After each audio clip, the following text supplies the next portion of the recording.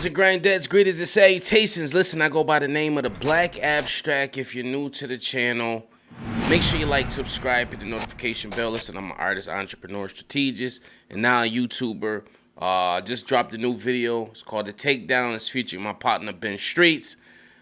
Make sure you check that out. I'll leave a link in the description. Check it out, man. It's dope, real hip-hop type shit, gangster shit. I'm one of the best rappers alive.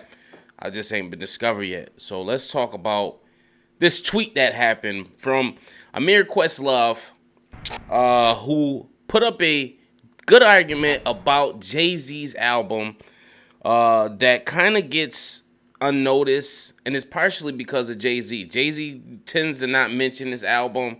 If he does, mention them in chronological order. This is normally at the bottom of the list. And I don't know why. So this is what the tweet said. It said, our main argument is his hate for Volume 1. He's embarrassed for trying to make a monster and not putting numbers up. But a lot of this LP contains his best moments. Fight me at SC, which is JayZ's tweet. So JayZ retweeted this with a subtweet, and he said, agreed. Come on, why did my screen just change right here? I hate when that happens. It's messing me up. All right, so this is what he said. I'm sorry. Agreed. More so, I know what could have been, so it haunts me. Streets is Watching was the first song I made. End quote. And the internet went crazy over this. Me too. I was tweeting and like, yo. So. And somebody said all rap podcasts are going to have a field day with this for a long time. And I'm like, yep, that's going to be me. So the argument that I have is that people automatically start saying this album was a classic. All of a sudden, yeah, it's a classic. Dick Ryan, yeah, this is a classic. I'm like, relax. The album ain't no classic, nowhere near a classic, never been a classic, probably won't be a classic. It has some classic songs on there. And let me tell you, I'm going to give you a story. Y'all know I like to talk my stories. I'm going to tell you about how I became introduced to this album. And this is the first album that I listened to from JayZ from front to back.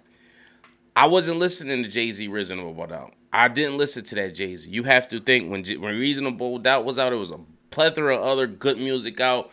And JayZ wasn't that popping back then. A lot of people were like, oh, it's classic. JayZ was the one that listen, I'm not even going to say that. Some people, I talked to my man Ben Streets, and he said niggas was playing that back in the day. And I'm like, yo, I don't remember nobody playing that album. Not one person. And from our hood. But, I wasn't in niggas' cars or shit, so maybe they was playing it in the wheel. I knew one friend, my man Dame, who really was a JayZ fan. And then when X came out, he kind of just shifted away from JayZ. He's still to this day is a huge DMX fan. But anyway, rest in peace to the dog. I got a picture. Y'all can't see it, but I got a picture right there. But anyway, this is how I became noticed or became interested. So like I said, I wasn't checking for Reasonable Doubt. You got to think about 96. There was mad shit coming out. You still coming off of Biggie's album.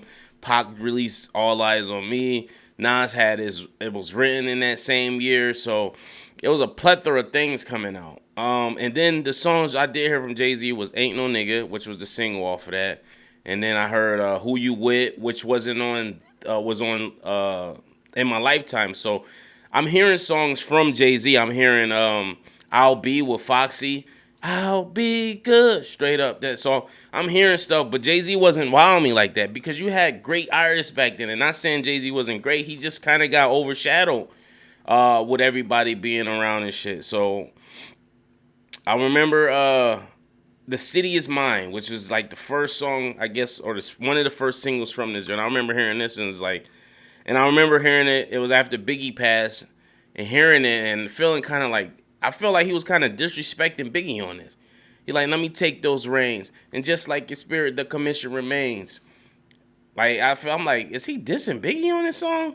And I remember hearing it, and I thought it was cool. I'm like, it's a decent song. And I remember the video kind of imitated that movie with Kaiser Sose, Usual Suspects. So I'm like, okay. Still wasn't really checking for Jay like that.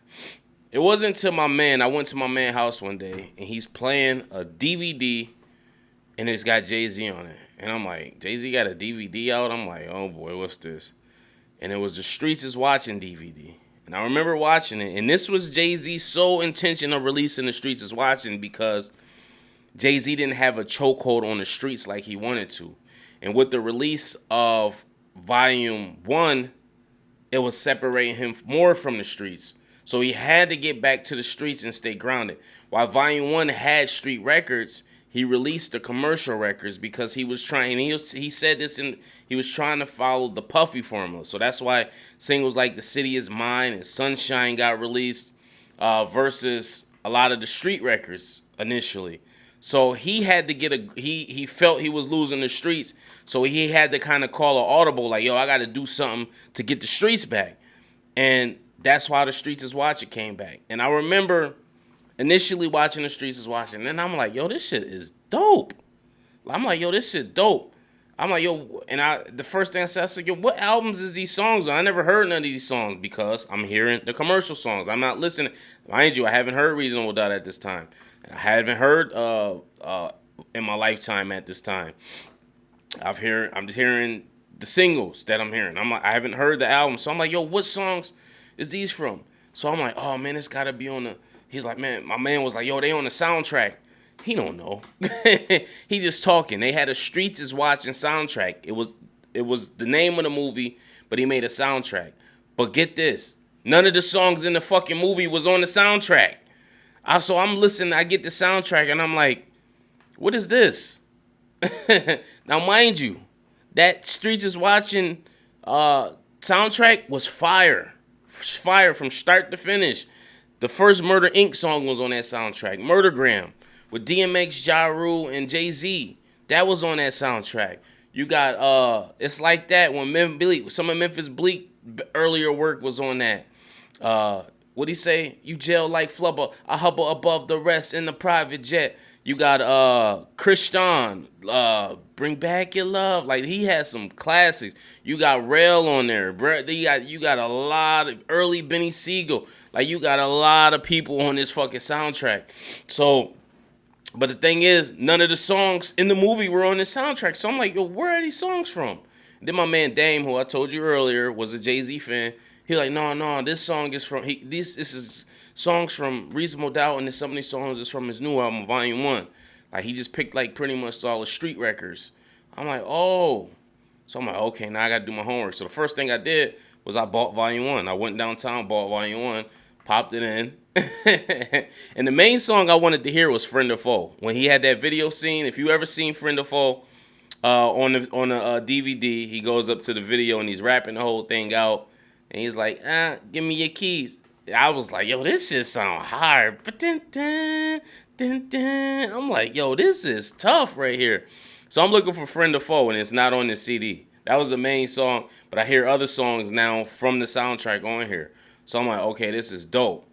I'm like, yo, it's a decent CD. And mind you, this is a Puffy era, and I liked it Puffy at the time. So I was like, I liked a lot of the songs that other people didn't watch. Like, I Know What Girls Like. Like, niggas, street niggas was like, yo, that shit corny. Like, you could clearly tell that's a bad boy type track. That's something Mace would probably could have rapped to. Mace probably wouldn't even pick that beat, to be honest with you. But I'm hearing Imaginary Player from The Streets is Watching. I'm hearing Streets is Watching, which is a fire. That third verse is probably one of JayZ's best verses of all time. I will put the third verse of Streets is Watching against kind of any material in JayZ's arsenal. He raps 84 bars, I think, 30 something. It's not 16, I know that. He rapped crazy. My street mentality, flip bricks forever. Knowing me and money, we like armed code defenders. Nigga, we stick together. Like, I'm not about to rap the whole verse, but listen to the third verse on Streets is Watching. Crazy. That's some of JayZ's best prime work. And to hear him say that was the first song he recorded off the album. And I remember watching an interview. He was saying he played that song for Biggie, and Biggie was going crazy. Like, yo, this shit hard. This shit hard. So, yeah. Now, while he did have a Friend or Foe on here, it wasn't the original Friend or Foe. It was the Friend or Foe 98. which is also In the Streets Is Watching movie. He has Face Off with Sauce Money, which is also in the movie. And that was one of my favorite songs as well. This goes out to my Brooklyn crew. Sauce Money was nice, bro. Like, I think Sauce Money was nicer than Seagull, for real, for real. I don't know what happened, but Sauce was that boy. You Must Love Me was a video, I believe. Where I'm From was a video on there, which was another classic JayZ track. That's a classic New York staple track. You could put that against anything. And that's pretty much it. As far as that was On the Streets Is Watching. So now let's get down to In My Lifetime. I'm gonna do a separate video and I'm gonna break down exactly the In My Lifetime CD, front every song, break them down, and I'm gonna give my rating. I have a mic system the same way the Source do, 1 through 5, and I'm gonna give my rating of what I think In My Lifetime Volume 2 is. So this is a part 1 part video. It's gonna be a part 2, but I just wanted to kind of speak on the whole myth and mystique around this album and why it's kind of the forgotten album of JayZ and why he doesn't kind of stamp it. Now, I think he said he was trying for commercial appeal, but if you listen to Volume 2, it was commercial appeal too, but it was done right. This was commercial. This was trying to get commercial appeal using someone else's formula, which is Volume 2. It was commercial using his formula.